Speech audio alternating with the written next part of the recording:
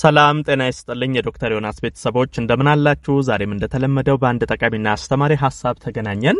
በዛሬ ፕሮግራሜ በተለይ ለሴት እህቶቼ በጣም የምትማሩበትን ሐሳብ ነው ይዤላችሁ የመጣሁት። ይሄ ከፍቅር ግንኙነት ጋር በተያያዘ በተለይ ሴቶች በጣም የሚቸገሩባቸው ብዙ ሴቶችም ጥያቄ የሚጠይቁባቸው ሐሳቦች አሉ።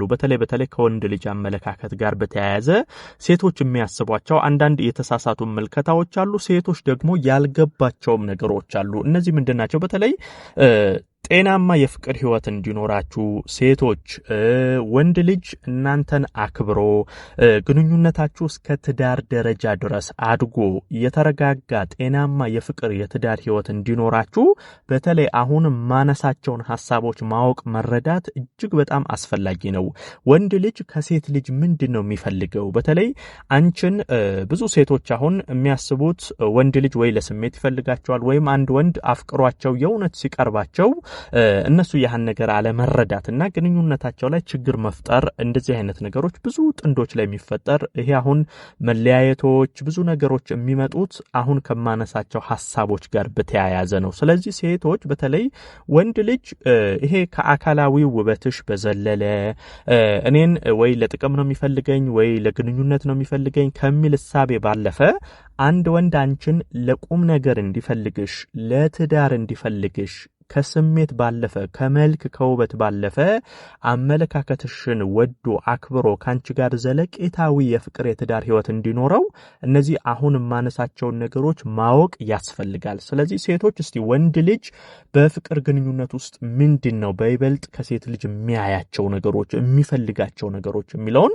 እነግራችኋለሁ ማለት ነው። ሴቶች በጣም ብዙ ነገር ትማሩበታላችሁ። አብራችሁኝ ቆዩ። ለቻናሌ አዲስ ከሆናችሁ ሰብስክራይብ አድርጋችሁ ቤተሰብ ሁኑ። ይሄን መረጃም ላይክ ሼር አድርጋችሁ በርካቶች ጋር እንዲደርስና እንዲማሩበት እንድታደርጉ በክብር እየጠየቅኩ በቀጥታ እስቲ ወደ ሐሳባችን እንግባ።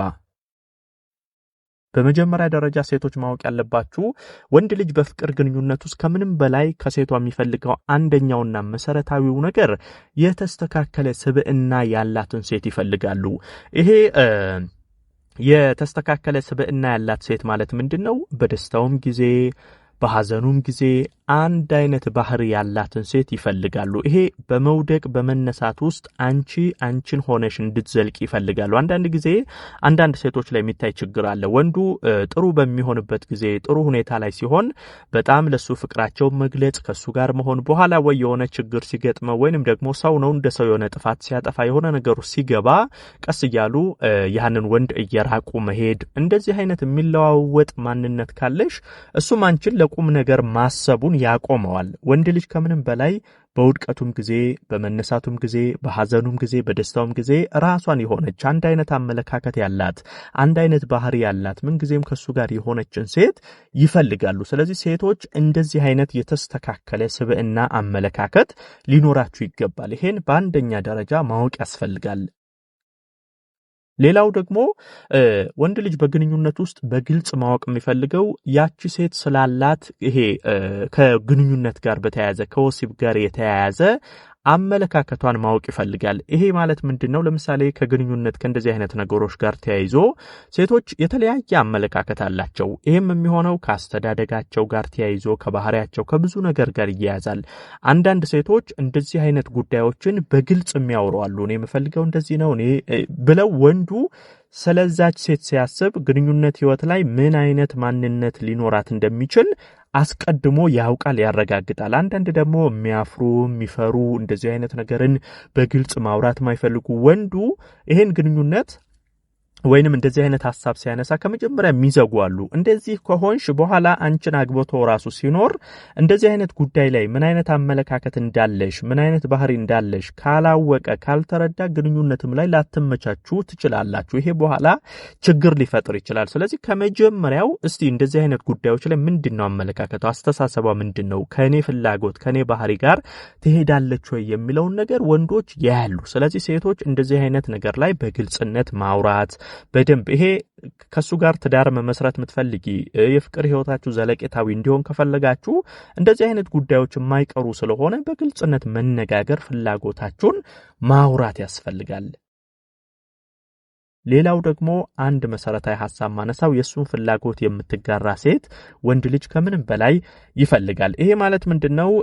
አንዳንዴ በፍቅር ግንኙነት ውስጥ በትንሽ ነገር የሚጋጩ ጥንዶች አሉ። ይሄ ለምሳሌ ጎጂ ያልሆነ ነገር እሱ ቢያደርገው ምንም ጉዳት የማያመጣ ነገር ግን እሷ ለሷ ፍላጎት ብላ ወይንም ደግሞ እሱን ካለ መረዳት የመጣ ችግር የሚፈጥሩ አሉ። ለምሳሌ ጤናማ ነገር አሁን ኳስ ማየት ሊሆን ይችላል። እሱን የሚያስደስተው እንደዚህ አይነት ነገሮች አንቺ ላይ ምንም ጉዳት የማያመጡ ከሆነ ይሄ የሱን ፍላጎት መጋፋት መቻል የለብሽም። ለምሳሌ ኳስ ማየት የሚያስደስተው ከሆነ ኳስ ማየት አሁን በፍቅር በትዳር ህይወታችሁ ላይ ይሄን ያህል ምንም ቺት እንደማድረግ አይደለ፣ ወደ ሌላ ሴት መሄድ አይደለ፣ ፍቅራችሁ ላይ የሚያመጣው ጉዳት የለውም። እንደውም ከሱ ጋር አብረሽ ብታይ ይሄ የሱን ደስታ የሱን ፍላጎት ብትጠብቂለት ምቾት ይሰማዋል። አንቺን ቢያገባም ካንቺ ጋር ዘለቄታዊ የፍቅር ህይወት ቢጀምር ራሱ ይሄ ፍላጎቶቹን የማትጋፊ ሴት ከሆንሽ ካንቺ ጋር መሆን ምቾት ስለሚሰጠው ደስተኛ ሆኖ ካንቺ ጋር እንዲዘልቅ ያደርጋል። ነገር ግን ጉዳት ማያመጡ ነገሮችን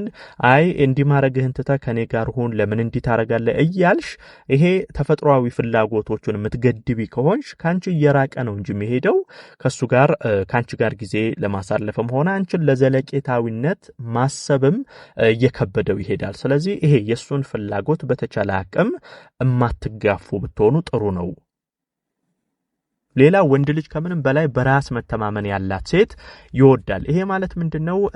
ያለማንም ጣልቃ ገብነት ነገሮቿን በራሷ የምትወስን በራሷ የምታስብ ሴት ከምንም በላይ ወንድ ልጅ ይወዳል። ይሄ አንቺም በደንብ የበሰልሽ መሆንሽን ማሳያ ነው። አንዳንድ ጊዜ ወይ በቤተሰብ የሚመሩ ሴቶች አሉ፣ ወይ በጓደኞቿ የሚመሩ ጓደኞቿ ይሄን አርጊ ሲሏት የምታደርግ ወይ ቤተሰቦቿ ይሄን አርጊ ሲሏት የምታደርግ የራሷ አቋም የራሷ አመለካከት አይ ይሄን አላደርግም ይሄን አደርጋለሁ ይሄን እፈልጋለሁ ይሄን አልፈልግም ብላ ነገሮቿን በራሷ ማትወስን በራስ መተማመን የሌላት በራሷ የቆመች ሴት ካልሆነች ወንድ ልጅ ያችን ሴት ለትዳር ማሰብም ይከብደዋል። ነገር ግን ሁኔታዎቿ ላይ በደንብ በሳል የሆነች ነገሮችን የምትወስን ይሄ በሰው የምትመራ ሳትሆን በራሷ የምትመራ ስትሆን ወንዱም በዛች ሴት ላይ እንዲተማመን ከዛች ሴት ጋር ዘለቄታዊ ጤናማ ግንኙነትን ቢቀጥል እንደሚያዋጣው ይተማመናል። ስለዚህ ሴቶች በተቻለ አቅም ይሄ በሰው የምትመሩ ሳትሆኑ በራሳችሁ አስተሳሰብ የምትሄዱ ቢሆን በጣም ተመራጭ ነው። ሌላው ደግሞ ስለ ክብር የተወሰነ ነገር ማለት ፈልጋለሁ። እንግዲህ ወንድ ልጅ ከምንም በላይ ክብር ይፈልጋል። በተለይ በወንዶች ዓለም ምን ጊዜም ከፍቅር ክብር ይበልጣል። ይሄ ሴቶች በጣም ማወቅ አለባችሁ።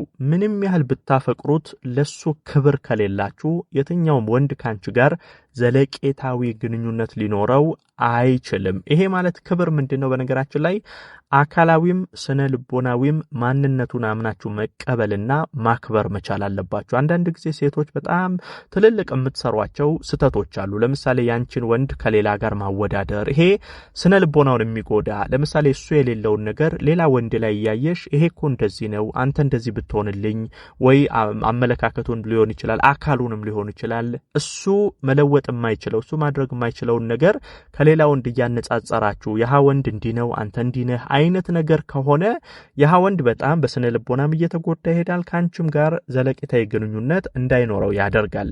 አምነሽ ፍቅረኛሽ ካደረግሽው አካላዊ ነገሩንም አምነሽ መቀበል አለብሽ። በስነ ልቦናም ያንን ወንድ ከናስተሳሰቡ ከናመለካከቱ አምነሽ መቀበል መቻል ይኖርብሻል። ለዛ ወንድ ክብር ልትሰጪው ይገባል። ባከበርሽው ልክ እሱም እያከበረሽ ይሄዳል። ስለዚህ ይሄ ክብር በጣም አስፈላጊ ነገር ነው። እነዚህን በተለይ አሁን የነገርኳችሁን መሰረታዊ ነገሮች ሴቶች በደንብ ማወቅ አለባችሁ።